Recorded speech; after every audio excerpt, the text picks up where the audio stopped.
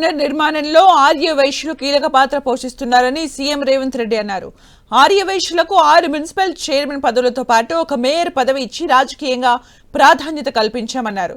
తనకి ఇష్టమైన నాయకుడు మాజీ ముఖ్యమంత్రి రోషయ్య అని చెప్పిన రేవంత్ రెడ్డి ఆయనతో వాదించడం, ప్రశ్నించడం గౌరవంగా ఉండేదన్నారు.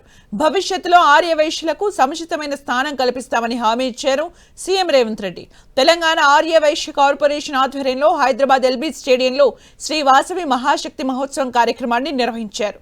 30,000 మందితో వాసవి మాత పారాయణం చేసి గిన్నీస్ బుక్ ఆఫ్ రికార్డ్ సాధించారు. ఈ సందర్భంగా ఆర్యవైశ్యులకు సీఎం రేవంత్ రెడ్డి అభినందనలు తెలిపారు. ఈ తెలంగాణ పునర్నిర్మాణంలోనే కాదు, ఈ తెలంగాణ యొక్క సంస్కృతి, తెలంగాణ యొక్క ఆర్థిక అభివృద్ధిలో మీరు భాగస్వాములు. ఈ మధ్యకాలంలో మొన్న జరిగిన మున్సిపల్ ఎన్నికల్లో కూడా 6 మున్సిపల్ చైర్మన్లు, 7 మున్సిపల్ కార్పొరేషన్లు ఉంటే ఒక మున్సిపల్ కార్పొరేషను ఆర్యవైశ్య సోదరులకు ఇచ్చి రాజకీయంగా కూడా మీకు గుర్తింపు, గౌరవాన్ని ఇవ్వాలన్న ఆలోచనతోనే ఈరోజు మన ప్రభుత్వం ముందుకు వెళ్తుంది.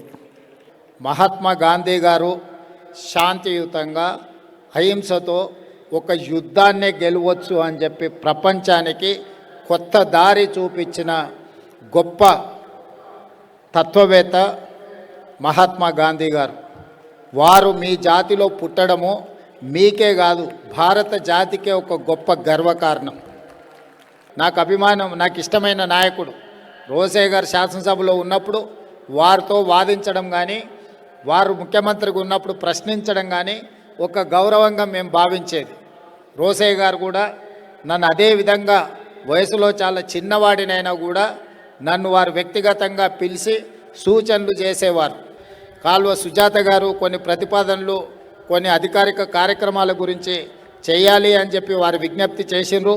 తప్పకుండా నేను చీఫ్ సెక్రటరీ గారితో రేపు ఎల్లుండి మాట్లాడి ఈ శాసనసభ సమావేశాలు ముగిసే లోపే అధికారికంగా ప్రభుత్వం తీసుకోవాల్సిన చర్యలను తప్పకుండా తీసుకోవడం జరుగుతుంది. గిన్నిస్ బుక్లో మీరు చేరినందుకు మిమ్మల్ని అందరినీ మనస్ఫూర్తిగా అభినందిస్తున్నాను.